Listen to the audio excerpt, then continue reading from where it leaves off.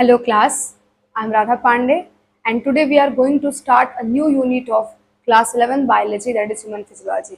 आज की क्लास में हम लोग ह्यूमन फिजियोलॉजी का पहला चैप्टर शुरू करने जा रहे हैं और वो है breathing and exchange of gases, जिसका नाम मैंने यहाँ लिख भी रखा है।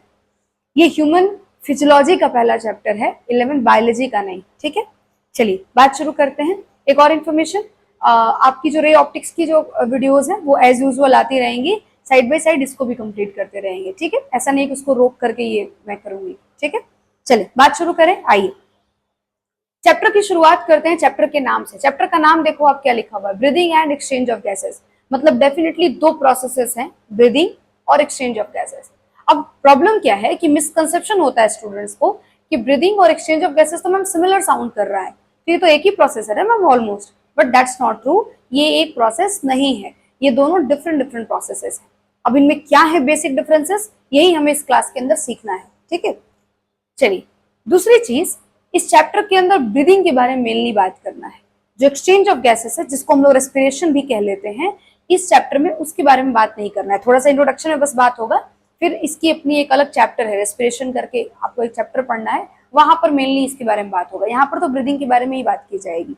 तो मैंने अभी कहा कि एक्सचेंज ऑफ गैसेस जो है वो रेस्पिरेशन भी कहा जाता है, और ये दोनों आपस में अलग अलग प्रोसेसेस हैं। क्या डिफरेंस है दोनों के बीच में, ये हम लोग अब जानेंगे। अब आप मुझे एक बात बताओ, आप जानते हो दुनिया में जितने भी ऑर्गेनिज्म हैं, जितने भी लिविंग ऑर्गेनिज्म, सबको सर्वाइवल के लिए एनर्जी की रिक्वायरमेंट है। विदाउट एनर्जी कोई भी अपनी सेलुलर एक्टिविटीज को परफॉर्म नहीं कर सकता, तो सबके सब एनर्जी चाहते हैं।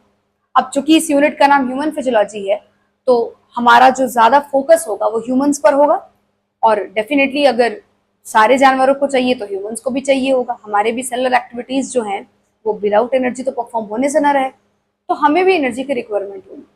और इंटरेस्टिंगली हमें अपनी एनर्जी की रिक्वायरमेंट को मीट करने के लिए ऑक्सीजन भी जरूरत पड़ती है। मतलब विदाउट ऑक्सीजन हम अपनी एनर्जी की रिक्वायरमेंट को पूरा नहीं कर सकते हैं, उसको मीट नहीं कर सकते हैं। तो ये जो ऑक्सीजन हमें रिक्वायर्ड होता है, इसी चीज को जानना है कि कैसे ऑक्सीजन हम लेते हैं अपने भीतर। ठीक है, लेकिन अभी वहां तक पहुंचेंगे उससे पहले आप थोड़ा सा कुछ जनरल बातें समझो कि कैसे एनर्जी का मीट कंप्लीट होता होगा। ठीक है, ये चीज देखो जरा। तो जैसे मान के चलो, मैं यहाँ पे कुछ फोटोज में चीजें बना लेती हूँ। देखना, जैसे ये मान लो आपका डाइजेस्टिव सिस्टम हो गया, ये आपका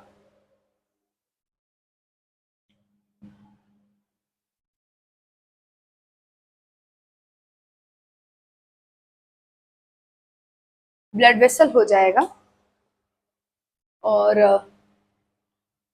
ये आपका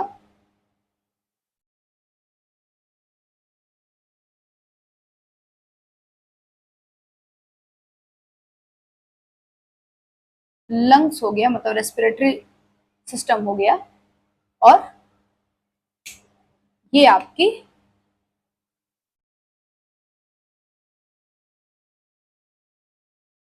सेल हो गई। ठीक है, ये आपकी कोई सेल हो गई, समझ रहे हो। चलो सबके नाम भी लिख लेते हैं। इसको मैंने कहा कि ये डाइजेस्टिव सिस्टम है, स्टमक, इंटेस्टाइन सब इसमें आ जाएंगे। डाइजेस्टिव सिस्टम है, ठीक है। ये आपका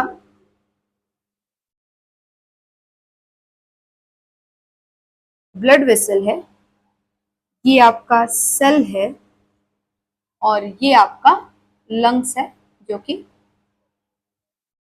रेस्पिरेटरी सिस्टम को रिप्रेजेंट कर रहा है। इसको नहीं लिखती हूँ मैं, बहुत ज्यादा स्पेस हो जाए, भर जाएगा ये। ठीक है, अभी बहुत चीजें लिखनी है। लंग्स, ठीक है, जो कि रेस्पिरेटरी सिस्टम को दिखा रहा है। ठीक है, आ जाओ। अब इस respiratory system, digestive system, blood vessel और सेल का यूज कैसे करना है वो देखो। आपने खाना खाया है, फॉर एग्जाम्पल मान लीजिए आपने खाना खा रखा है, तो मैं लिख देती हूं इनटेक ऑफ फूड किया है आपने। ठीक है, और आपने खाना खाया है, तो आपके बॉडी के भीतर ये बायोमोलिक्यूल्स हैं जो पहुंचे हुए हैं। मतलब आपके फूड में लार्ज बायोमोलिक्यूल्स पहुंचे हुए होंगे। जैसे कि आपका कार्बोहाइड्रेट, ठीक है, कार्बोहाइड्रेट, प्रोटीन्स, है ना, फैट, ये सब पहुंचे हुए होंगे। अब इस कॉम्प्लेक्स पार्ट का सबसे पहले डाइजेशन किया जाएगा। और जब इसके डाइजेशन का मतलब क्या होता है? डाइजेशन का मतलब होता है किसी भी बड़े मॉलिक्यूल को छोटे छोटे मॉलिक्यूल में तोड़ देना, ताकि उसको एक जगह से दूसरी जगह ले जाना क्या हो, आसान हो जाए। समझ रहे हो? तो यहां पर इनका डाइजेशन कराया जाएगा। Digestion of complex part, complex part into simpler form. इनको सिंपलर फॉर्म में तोड़ दिया जाएगा, ठीक है। और इस डाइजेशन के बाद यहां पर ये देखो छोटे छोटे आपके बायोमोलिक्यूल्स आ चुके हैं। बायोमोलिक्यूल तो समझते होगे, है ना। अब सोचो यहां पर आपको बेसिकली ग्लाइकोजेन मान लो था, वो टूट करके ग्लूकोज बन चुका है। प्रोटीन्स थी, एमिनो एसिड्स में कन्वर्ट हो गई है, सिंपलर फॉर्म बन गया, छोटे छोटे फॉर्म बन गए हैं। और अब इसको अगर ट्रांसफर करना हो ब्लड स्ट्रीम के अंदर तो आसान है ट्रांसफर करना इन कंपैरिजन टू दिस। समझ आ रही है बात? तो ये जो एब्जॉर्प्शन का काम, इस ट्रांसफर को एब्जॉर्प्शन कहा जाता है। और ये एब्जॉर्प्शन का काम मेनली आपका स्मॉल इंटेस्टाइन करता है, ठीक। तो ये मान लो कि मैं मान लेती हूँ कि यहाँ आपका स्मॉल इंटेस्टाइन है, ये आपका इंटेस्टाइन हो गया, ठीक है। और इंटेस्टाइन के थ्रू इन सिंपलर पार्ट को एब्जॉर्ब करा दिया गया ब्लड स्ट्रीम के अंदर। इस बात को भी लिख लो, एब्जॉर्प्शन ऑफ सिंपलर फूड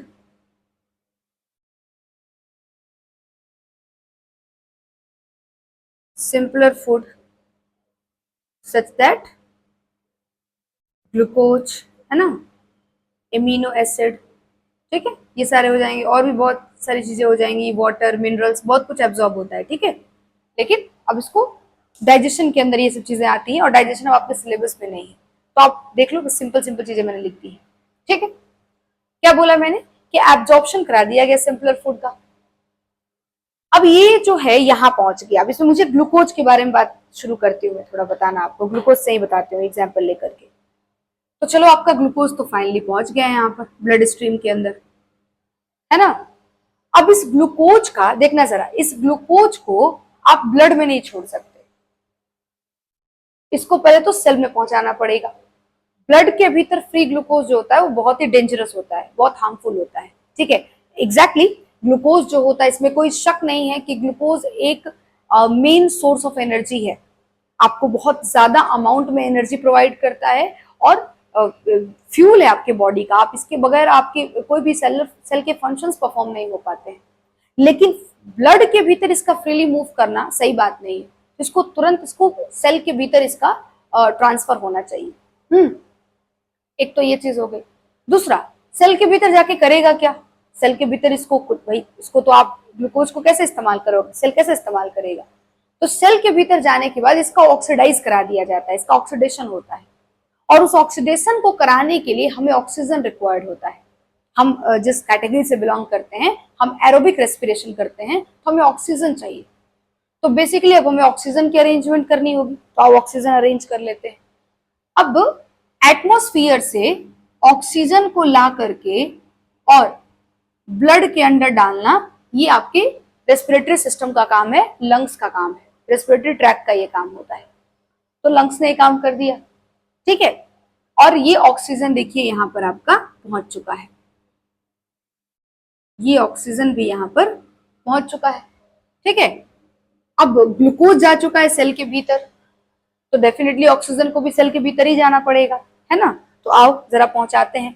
सबसे पहले तो आप ग्लूकोज पहुंचा दो, ठीक है। ग्लूकोज को सेल के भीतर ले जाने के लिए आपको कुछ खास तरह की एंजाइम और हार्मोन्स लगती हैं, ठीक है। एक खास तरह का हार्मोन होता है, नाम सुना होगा आपने, इंसुलिन। डायबिटिक पेशेंट के अंदर यही हार्मोन नहीं बनता है, तो उनका ग्लूकोज का अपटेक नहीं हो पाता है सेल के भीतर, ठीक है। और जिसकी वजह से उनके बॉडी में उनके ब्लड के भीतर ग्लूकोज का अमाउंट ज्यादा मिलता है और उनका ब्लड शुगर बढ़ा हुआ रहता है। ठीक है, जब आप उसको मेजर करोगे तो ब्लड शुगर आपको ज्यादा मिलेगा। अब उस पर बात करेंगे, डायबिटीज हमारे पढ़ना है, हमारे सिलेबस का पार्ट है, उस पर डिटेल में बात करेंगे। लेकिन फिलहाल आपको 2-3 बातें जो मैंने समझाई कि यहाँ पर कि फ्री ग्लूकोज ब्लड के भीतर सही नहीं है, वो बहुत हार्मफुल होता है आपकी आंखों के लिए, आपके किडनी के लिए, आपके हार्ट के लिए सही नहीं होता है। दूसरी चीज कि आपका जो ये ग्लूकोज है उसको सेल के भीतर पहुंचाने के लिए खास तरह का हार्मोन रिक्वायर्ड होता है और उस हार्मोन को अपने इंसुलिन हार्मोन कहते हैं। सारे सेल्स को ट्रांसफर होने के लिए हार्मोन नहीं चाहिए होता है, लेकिन बहुत सारे सेल्स को इंसुलिन चाहिए होता है, तभी वो ग्लूकोज को अंदर ले पाएगा, उसका अपटेक करा पाएगा। तो मैं इस बात को भी यहाँ पर लिख देती हूँ कि एक्चुअली आप क्या कर रहे हो, अपटेक कहा जाता है इसको, अपटेक ऑफ ग्लूकोज करा रहे हो आप, है ना, बाई यूजिंग इंसुलिन हार्मोन।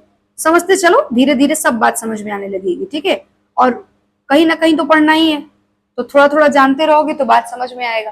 ठीक है, आगे चल करके तुमको और ज्यादा क्लैरिटी होगी। तो ग्लूकोज को तुमने अपटेक करा दिया सेल के भीतर इंसुलिन हार्मोन की मदद से। और फिर जब ग्लूकोज अंदर चला जाएगा तो अब तुमको अंदर में किसको भेजना पड़ेगा, अब तुमको अंदर में भेजना पड़ेगा ऑक्सीजन को। और ये लो, आपका ऑक्सीजन भी अंदर पहुंच गया, देख रहे हो। और ये ग्लूकोज और ऑक्सीजन एक साथ क्या कर दिए जाएंगे, इनका ऑक्सीडेशन हो जाएगा, इनका ऑक्सीडेशन करा दिया जाएगा। ठीक है, ऑक्सीडेशन कराने से यहां पर आपको कुछ चीजें मिलती हैं, जैसे कि एक तो आपको कार्बन डाइऑक्साइड मिलता है, दूसरा आपको वाटर मिलता है, और तीसरी चीज जो मिलती है इसी की तलाश में हम निकले थे, और वो है एटीपी। मिल गया, यही है वो केमिकल, यही है वो मॉलिक्यूल जो हमें चाहिए था, जो कि किसी भी सेलुलर फंक्शंस को करने के लिए रिक्वायर्ड है। एनर्जी मॉलिक्यूल होता है ये। ठीक है, क्या होता है ये, बेसिकली एनर्जी मॉलिक्यूल है ये, जो किसी भी तरह के सेलुलर फंक्शंस को कराने के लिए रिक्वायर्ड होगा। क्लियर है क्या? चलो, अब मेरी बात ध्यान से सुनना। एक और चीज जान लो, फिर मैं बताती हूँ वो मेन बात। ये जो CO2 है तुम्हारा, देख रहे हो ये CO2, ये एक हार्मफुल गैस है। मतलब सबके लिए तो हार्मफुल नहीं होता, लेकिन बहुत सारे ऐसे ऑर्गेनिज्म है जिसके लिए बहुत अच्छा होता है, जैसे प्लांट है, उनके लिए बहुत अच्छा है ये, उनका फोटोसिंथेसिस कराता है। लेकिन हमारे लिए हार्मफुल है, हमारे बॉडी से इसको निकालना पड़ेगा, रिमूव करना बहुत जरूरी है। कैसे रिमूव करोगे, तो इस CO2 को वापिस से कहाँ डाला जाएगा, ब्लड स्ट्रीम के अंदर डाला जाएगा, और फिर ब्लड स्ट्रीम से ये आपको लंग्स के थ्रू होते हुए एटमॉस्फेयर में निकल जाएगा। ठीक है, हम सांस छोड़ते हैं तो वो हमारा CO2 निकल गया। क्लियर है क्या? चलो, अब देखो काफी सारी चीजें हो गई हैं, अब मैं तुमको कुछ बातें समझाती हूँ, ध्यान से सुनना। यहां पर तुमने एयर को जो अंदर लिया, ब्लड स्ट्रीम में डाला, O2 को तुमने लिया, इनहेल किया। ठीक है, सांस अंदर लिया तुमने और O2 को लिया, और जो तुमने CO2 को निकाला, ठीक है, ब्लड स्ट्रीम से तुमने CO2 को जो बाहर किया, मतलब सांस बाहर किया, ये ब्रीदिंग है। समझ गए बात को? और इस ऑक्सीजन को सेल के भीतर डिफ्यूज किया गया। ठीक है, यहां पर डिफ्यूजन हुआ है, डिफ्यूजन ऑफ O2। और देखो ये ब्लू वाला जो है वो CO2 है, तो मैं दोनों लिख लेती हूँ, O2 and CO2, diffusion of O2 and CO2। नीचे वाला O2 का डिफ्यूजन है और सेल से बाहर भेजा गया, मतलब फिर से डिफ्यूज आउट किया गया, तो ये आपका CO2 का डिफ्यूजन है। अब डिफ्यूजन क्या होता है, एक्चुअली ये कॉन्सेंट्रेशन ग्रेडियंट पर डिपेंड करता है। मतलब जिस तरफ भी कॉन्सेंट्रेशन ज्यादा होगा, उस तरफ से जिधर भी कॉन्सेंट्रेशन कम होगा उस तरफ चीजें मूव कर जाती है। ठीक है, मतलब यहाँ पर तुम्हारा ऑक्सीजन भर गया था, सेल के भीतर ऑक्सीजन नहीं है, तो कॉन्सेंट्रेशन, हाई कॉन्सेंट्रेशन है ये वाला एरिया, यहां से ऑक्सीजन यहां चला गया, high concentration to low concentration oxygen चला गया, तो ये डिफ्यूजन प्रोसेस, इसलिए डिफ्यूजन कह रही हूं मैं। और CO2 यहाँ पर सेल के भीतर भरा पड़ा है, एकदम कॉन्सेंट्रेटेड है, बहुत ज्यादा CO2 है, और इस CO2 को तुमने ला करके ब्लड स्ट्रीम में डाल दिया, जहां पर बिल्कुल भी CO2 नहीं है, या फिर बहुत कम CO2 होगा, ब्लड के भीतर थोड़ा बहुत घुला होगा CO2। ठीक है, क्योंकि जब बाहर से हम लोग सांस लेते हैं तो सिर्फ ऑक्सीजन नहीं आता, थोड़े बहुत CO2 भी आ जाते हैं साथ में। आप तो ऐसा तो नहीं करते ना कि भाई सांस अंदर जा रहा है तो हवा में बोलते नहीं नहीं ऑक्सीजन केवल अंदर जाएगा, CO2 नहीं जा सकता। ऐसे तो पूरा पूरा हवा अंदर लेते हैं, तो O2 CO2 सब जाते हैं अंदर में। अब मेनली O2 जा रहा है अंदर, और यहाँ पर ब्लड में थोड़ा बहुत CO2 का प्रेजेंस हो सकता है, लेकिन इस सेल से ज्यादा कॉन्सेंट्रेशन यहाँ पर ब्लड में नहीं है। तो इसका कॉन्सेंट्रेशन हाई हो गया CO2 का अंदर में, और सेल के बाहर जो आपका रीजन है, मतलब जो ब्लड है उसमें CO2 का कॉन्सेंट्रेशन लो है, तो फिर से आपने हाई कॉन्सेंट्रेशन से लो कॉन्सेंट्रेशन में CO2 को ट्रांसफर कराया। इसलिए मैंने कहा डिफ्यूजन, अभी बोला डिफ्यूजन का ये डेफिनेशन होता है। तो आप O2 और CO2 का डिफ्यूजन जो करा रहे हो, और फिर जब ये O2 अंदर जाता है तो वहां पर ले जाकर के ग्लूकोज को ऑक्सीडाइज करते हो आप, जिससे आपका ATP का फॉर्मेशन होता है। तो ये जो आपका प्रोसेस चल रहा है ये रेस्पिरेशन है। तो आई थिंक आपको थोड़ा थोड़ा समझ आने लगा होगा कि रेस्पिरेशन को कराने के लिए ब्रीदिंग रिक्वायर्ड है। हम जैसे जानवरों में, हम जैसे ऑर्गेनिज्म में, हम जिस कैटेगरी से बिलोंग करते हैं, हमें ऑक्सीजन चाहिए, तभी हम ATP बना पाएंगे। बहुत सारे ऐसे भी ऑर्गेनिज्म होते हैं जिनको रेस्पिरेशन के लिए ATP रिक्वायर्ड ही नहीं होता, लेकिन हमें अपने ग्लूकोज को ऑक्सीडाइज करना होता है, तब जाके ATP बनता है, और इसके लिए हमें O2 रिक्वायर्ड होता है। तो हमारे लिए रेस्पिरेशन जो है, रेस्पिरेशन के भीतर ब्रीदिंग एक स्टेप होता है। नहीं, breathing is the part of respiration. Respiration एक बड़ा प्रोसेस है जिसके भीतर आपको ब्रीदिंग भी कराना पड़ेगा, तब जाके रेस्पिरेशन कंप्लीट हो सकेगा। आई थिंक आपको मेरी बात समझ आई होगी कि ब्रीदिंग और रेस्पिरेशन में फर्क क्या है। Respiration is the oxidation of food, food को ऑक्सीडाइज करना, ग्लूकोज को ऑक्सीडाइज करना, सेल्स के भीतर ऑक्सीजन को डिफ्यूज करना, CO2 को डिफ्यूज आउट करना, इसको डिफ्यूज इन करना O2 को, और उसको डिफ्यूज आउट करना, ये पूरा प्रोसेस जो है रेस्पिरेशन है। जबकि इनहेल करना, एयर को अंदर ब्लड स्ट्रीम तक ले आना, और फिर उस ब्लड स्ट्रीम से फॉल एयर जो है, CO2 जो है, उसको बाहर करना, एक्सहेल करना, रिमूव करना, ये आपका जो है वो ब्रीदिंग का पार्ट है। आई थिंक आपको सारी बात क्लियर हो गई होगी। ब्रीदिंग और रेस्पिरेशन में आपको डिफरेंसेस समझ में आने शुरू हो गई होंगी। अब मैं कुछ डिफरेंसेस इनके बीच में लिखती हूं जिससे आपको और क्लैरिटी हो सकेगी। एक और चीज, ब्रीदिंग करने के लिए आपको आपके बॉडी में कोई इंजाइम, कोई हार्मोन रिक्वायर्ड नहीं होता। मतलब सांस को अंदर लेने के लिए और सांस को बाहर छोड़ने के लिए हमें कोई इंजाइम नहीं चाहिए होता है, कोई हार्मोन नहीं चाहिए होता है, एनर्जी चाहिए होता है। आप बिल्कुल, अगर आपको इस बात पे डाउट है तो आप बिल्कुल भी डाउट मत रखो। सांस लेने के लिए आपको एनर्जी चाहिए, विदाउट एनर्जी सांस नहीं ले सकोगे। कैसे, मैं बताऊंगी, इस पर भी बात करेंगे, लेकिन थोड़ा सा आपको मैं हल्का सा ग्लिम्स देती हूँ इस बात का। आपके सांस लेने और निकालने की जो प्रक्रिया चल रही है बॉडी के अंदर, जो ये प्रोसेस हो रही है, ब्रीदिंग का जो ये प्रोसेस हो रहा है, इसके लिए आपके मसल्स का कॉन्ट्रैक्ट होना बहुत इंपॉर्टेंट होता है। अगर मसल्स कॉन्ट्रैक्ट नहीं होंगी तो मसल्स के कॉन्ट्रैक्शन और रिलैक्सेशन से ही आपके लंग्स जो हैं वो एयर को अंदर खींच पाते हैं और फिर एयर को पुश आउट करके बाहर निकाल पाते हैं। तो बेसिकली जो ये अंदर एयर का लेना और देना चल रहा है, एयर को अंदर लिया जाना फिर एयर को बाहर छोड़ने में, आपके मसल्स का कॉन्ट्रैक्शन और रिलैक्सेशन प्रोसेस लगता है। और इस कॉन्ट्रैक्शन रिलैक्सेशन में एनर्जी लगती है, मेनली कॉन्ट्रैक्शन में, रिलैक्सेशन में नहीं। ATP रिक्वायर्ड होता है। तो मैंने क्या बोला कि ब्रीदिंग में एनर्जी लगता है, एंजाइम और हार्मोन नहीं लगता। ATP लगता है लेकिन एंजाइम और हार्मोन का रिक्वायरमेंट नहीं है। इसीलिए ब्रीदिंग एक फिजिकल प्रोसेस है, क्योंकि इसमें मसल्स का कॉन्ट्रैक्शन रिलैक्सेशन शामिल है। आपको मेरी बात समझ आई? और वहीं अगर मैं रेस्पिरेशन की बात करूं तो उसमें मसल्स का कॉन्ट्रैक्शन रिलैक्सेशन नहीं लगता। तो बेसिकली एक फिजिकल प्रोसेस नहीं है, ये एक केमिकल रिएक्शन है सिंपली। किसी लिविंग के अंदर हो रहा है, इसलिए बायोकेमिकल रिएक्शन कह लेते हैं हम लोग इसको, कि भाई एंजाइम की मदद से, और इसमें एंजाइम लगते हैं, lot of enzymes are required during respiration process. यहाँ पर जो रेस्पिरेशन हो रहा है, इस रेस्पिरेशन के अंदर बहुत सारे, एक तो आपको पहले ग्लूकोज को लेने के लिए आपको हार्मोन चाहिए था, और फिर इस रेस्पिरेशन में भी काफी सारे एंजाइम रिक्वायर्ड होते हैं, जो कि हम लोग एक बहुत डिटेल अलग एक चैप्टर है रेस्पिरेशन का, उसमें पढ़ेंगे। यहाँ पर तो इस चैप्टर में मेनली ब्रीदिंग के बारे में बात करना है। रेस्पिरेशन एक अलग ही चैप्टर ही है आपके 11th में, तो उसमें हम लोग बात करेंगे कौन कौन सा एंजाइम आपको लगता है और कहाँ कहाँ पर लगता है। तो लॉट ऑफ एंजाइम्स लगते हैं यहाँ पर। क्लियर हुआ? ओके, तो ये एक आपका और डिफरेंस हो गया रेस्पिरेशन और ब्रीदिंग के बीच में। एक और चीज आपने नोटिस किया होगा कि जो रेस्पिरेशन है वो सेल के भीतर हो रहा है। आप ग्लूकोज को कहाँ ऑक्सीडाइज कर रहे हो? क्या ब्लड में किया आपने, सेल के बाहर किया? नहीं, सेल के भीतर कर रहे हो। तो ये सेल के भीतर होने वाला प्रोसेस है, जबकि जो आपका ब्रीदिंग है वो सेल के बाहर होता है। ब्लड स्ट्रीम में ग्लूकोज को, ऑक्सीजन को ले आना है और CO2 को वहां से उठा के ले जाना है।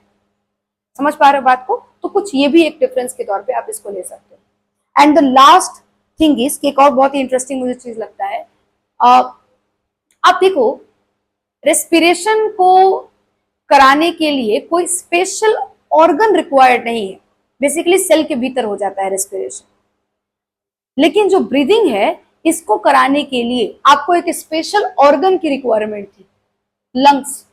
हमारे भीतर लंग्स होता है, अलग अलग जानवरों में अलग अलग रेस्पिरेटरी ऑर्गन होते हैं, मतलब ब्रीदिंग के लिए अलग अलग एक ऑर्गन अवेलेबल होता है। रेस्पिरेटरी ऑर्गन क्यों कहा जा रहा है? क्योंकि भाई रेस्पिरेशन का पार्ट है ब्रीदिंग। अभी मैंने कहा कि रेस्पिरेशन को कराने के लिए ब्रीदिंग कराना पड़ेगा, और ब्रीदिंग को कराने के लिए हमें एक ऑर्गन चाहिए, तो इसलिए उसको रेस्पिरेटरी ऑर्गन भी कह ले रहे हैं।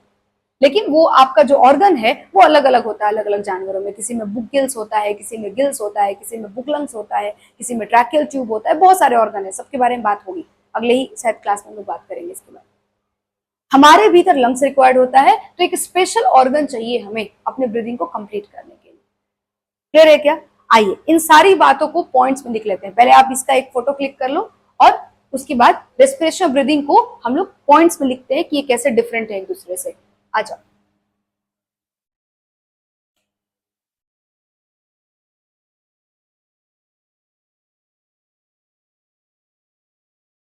लिखे? चलो बताना तुम भी मुझे।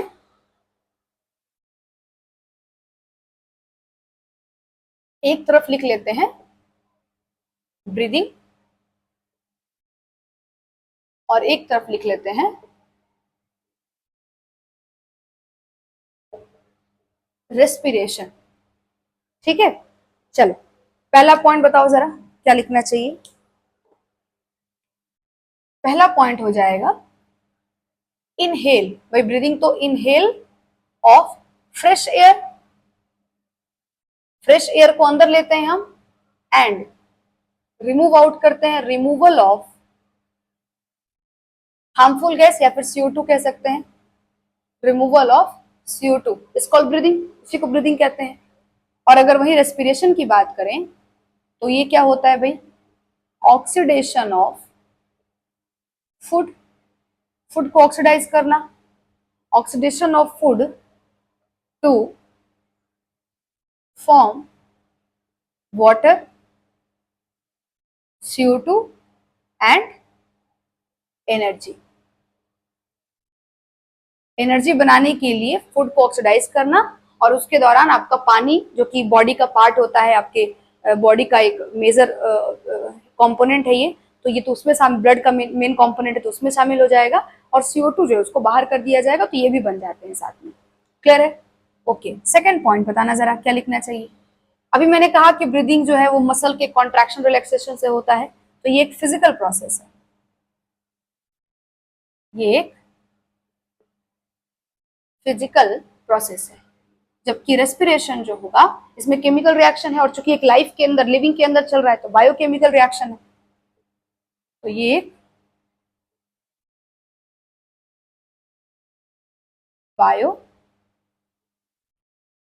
केमिकल रिएक्शन है। ठीक है, चलो थर्ड बताओ, थर्ड डिफरेंस क्या हो सकता है? ब्रीदिंग जो है वो आपको, अच्छा देखो अभी अच्छा वो चीज मैंने बता भी दी है शायद, कि सेल के भीतर होता है रेस्पिरेशन और सेल के बाहर होता है ब्रीदिंग। तो सेल के बाहर होता है ब्रीदिंग, तो क्या लिखना चाहिए बताओ? Extra cellular process. कोई दिक्कत? Extra cellular process. और इसको बता दो क्या बोलना चाहिए मुझे? Intra cellular process. ठीक है, और क्या डिफरेंस पढ़ा हमने? इसमें लॉट ऑफ एंजाइम्स रिक्वायर्ड नहीं होता, यहाँ पे कोई एंजाइम रिक्वायर्ड नहीं होता है ना, तो लिख सकते हैं कि नो एंजाइम्स रिक्वायर्ड और इन्वॉल्व। ठीक है, और यहां पर क्या लिख सकते हैं? Lot of enzymes are involve, lot of enzymes,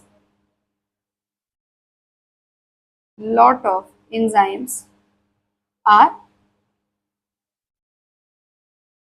involve, है ना, बहुत सारे एंजाइम्स यहाँ पर इन्वॉल्व होती है। उसके बाद और कोई डिफरेंस? और कोई डिफरेंस? हाँ, हमने बोला कि भाई जो ब्रीदिंग है, अब देखो मैंने बोला ब्रीदिंग के लिए कोई स्पेशल ऑर्गन चाहिए, है ना, तो लिख सकते हैं कि अ स्पेशलाइज्ड ऑर्गन, अ स्पेशलाइज्ड ऑर्गन। एक एग्जाम्पल भी लिख लेती हूँ, सच दैट कौन सा हो सकता है भाई? तो लंग्स हो सकता है, a specialized organ such that lungs is required, है ना। और ये जो प्रोसेस है इसको कोई स्पेशलाइज ऑर्गन नहीं चाहिए, कोई स्पेशल ऑर्गन नहीं चाहिए होता है, बल्कि रेस्पिरेशन जो है, जब आप पढ़ोगे रेस्पिरेशन चैप्टर तो आपको मालूम चलेगा कि रेस्पिरेशन बॉडी के अलग अलग हिस्सों में होता है, बॉडी नहीं सेल के अलग अलग हिस्सों में होता है। जैसे साइटोप्लाज्म में होता है, माइटोकॉन्ड्रिया के अंदर होता है ना, अलग अलग स्टेप्स होते हैं रेस्पिरेशन के, और वो अलग अलग जगहों पे होते हैं। तो मैं लिख सकती हूँ कि occur in cytoplasm and mitochondria of cell, cell के साइटोप्लाज्म में और उसके माइटोकॉन्ड्रिया में रेस्पिरेशन आपका कंप्लीट होता है। ठीक है, तो ये आपके रेस्पिरेशन और ब्रीदिंग के बीच में कुछ बेसिक डिफरेंसेस हो गई, जिससे हम लोग क्लियर कर सकते हैं कि ये दोनों सेम प्रोसेस नहीं है, सिमिलर जरूर साउंड करते हैं पर होते नहीं है सिमिलर। ठीक है, इनमें कुछ डिफरेंसेस हैं और अच्छी खासी डिफरेंसेस हैं, और ब्रीदिंग जो है वो रेस्पिरेशन का पार्ट है। तो मैं इस बात को भी यहाँ पे लिख देती हूँ, ये पॉइंट्स आप नोट कर लेना। ठीक है,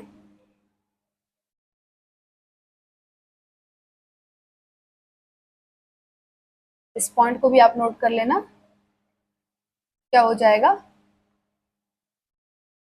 ब्रीदिंग इज द, यहाँ पर थोड़ा शुरुआत और अच्छा कर सकते हैं, हेंस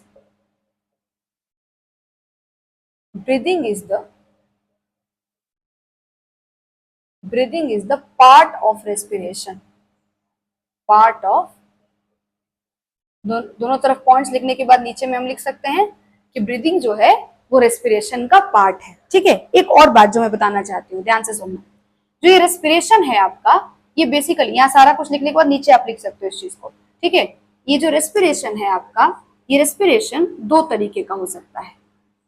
ठीक है, एक होता है respiration aerobic respiration, aerobic respiration, और एक होता है एनारोबिक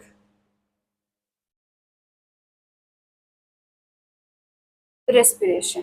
ठीक है, अगर मैं बात करूं एरोबिक रेस्पिरेशन और एनारोबिक रेस्पिरेशन में, तो आपको पहले तो ये बात समझ में आ रहा होगा कि एरोबिक रेस्पिरेशन में ऑक्सीजन यूटिलाइज होगा, यहाँ पे ऑक्सीजन रिक्वायर्ड नहीं होगा। तो मैं लिख लेती हूँ इसका पहला पॉइंट कि O2 इज रिक्वायर्ड, यहाँ पे भाई ऑक्सीजन चाहिए होगा।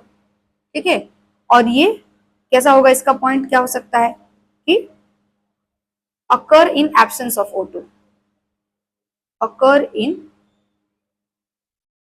एब्सेंस ऑफ O2, ये O2 के एब्सेंस में भी हो जाएगा। और यहाँ पर थोड़ा इसके जैसा ही कुछ पॉइंट लिख लो, अकर इन प्रेजेंस ऑफ O2, ये O2 के प्रेजेंस में हो सकेगा, कोई दिक्कत। ठीक है, और क्या हो सकता है समझो, एरोबिक रेस्पिरेशन में, अच्छा ये भी एक आपके मन में डाउट हो सकता है कि मैम कुछ ऑर्गेनिज्म, आपने कहा कि मैम एनारोबिक रेस्पिरेशन करते हैं और हम लोग एरोबिक रेस्पिरेशन करते हैं, तो क्यों मैम हम लोग क्यों नहीं एनारोबिक रेस्पिरेशन कर लेते हैं, एक चीज का यूज नहीं होगा, मतलब हमको एक चीज जुगाड़ नहीं करना पड़ेगा, ऑक्सीजन का जुगाड़ नहीं करना पड़ेगा। तो बेटा हम लोग एक कॉम्प्लेक्स ऑर्गेनिज्म है। ठीक है, हमारा बॉडी जो है एक कॉम्प्लेक्स प्रोसेस से बना हुआ है, मल्टी सेलुलर ऑर्गेनिज्म है हमारे पास, और हमारे पास हर एक काम के लिए एक स्पेशलाइज्ड ऑर्गन बना हुआ है, एक स्पेशलाइज्ड सिस्टम बना हुआ है। तो हमें एनर्जी की जो रिक्वायरमेंट है ना वो बहुत बड़े लेवल पर है, और लार्ज अमाउंट ऑफ एनर्जी का अगर प्रोडक्शन कराना हो तो ऑक्सीजन का यूज करना पड़ता है, मतलब ऑक्सीजन का यूज करके एरोबिक रेस्पिरेशन करके हम लार्ज एटीपी को जनरेट कर सकते हैं, large amount of ATP generate कर सकते हैं। वहीं एनारोबिक रेस्पिरेशन में उतने ही अमाउंट ऑफ ग्लूकोज से बहुत कम एटीपी बना करती है। तो आई थिंक आपको ये बात समझ में आ गई होगी कि क्यों हम एरोबिक रेस्पिरेशन को प्रेफर करते हैं, एनारोबिक को प्रेफर नहीं करते हैं। अब हैरानी की बात एक और है, अगर आप जानते हैं तो अच्छी बात है, वरना मैं आपको बताती हूँ कि आपके बॉडी में भी एनारोबिक रेस्पिरेशन होता है, लेकिन कुछ खास कंडीशंस होती है उसकी, मतलब उस तरह का कंडीशन जब क्रिएट हो जाता है तो उस केस में वहां पर एनारोबिक रेस्पिरेशन थोड़े से समय के लिए हो जाता है। आमतौर पे आपके बॉडी में एनारोबिक रेस्पिरेशन परफॉर्म नहीं होता, आपकी बॉडी एरोबिक रेस्पिरेशन को सपोर्ट करती है, क्योंकि उससे लार्ज अमाउंट ऑफ एटीपी को जनरेट किया जा सकता है with small molecules of glucose. बहुत छोटा सा ग्लूकोज का आप मॉलिक्यूल लेंगे, छोटा मतलब कम नंबर ऑफ ग्लूकोज लोगे, और उतने से ही एटीपी यहाँ पर ज्यादा जनरेट होगा और यहाँ पे कम जनरेट होगा। ठीक है, इसके बारे में पढ़ेंगे आगे हम लोग। तो यहाँ पर मैंने लिख देती हूँ मैं इस पॉइंट को भी, generate large amount of ATP, है ना। और इसके लिए क्या लिख लिया जाए, generate few few molecules of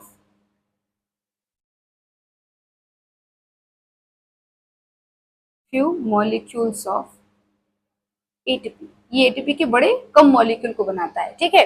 अब एरोबिक रेस्पिरेशन जो है, एक आप समझ रहे हो कि कॉम्प्लेक्स बॉडी में होने वाला प्रोसेस है, तो प्रोसेस भी कॉम्प्लेक्स होगा। अब एक ऑर्गेनिज्म कॉम्प्लेक्स है, उसके भीतर ये प्रोसेस चल रहा है, तो लंबा चौड़ा प्रोसेस होगा, तभी उतनी एनर्जी को प्रोड्यूस कर पाता होगा।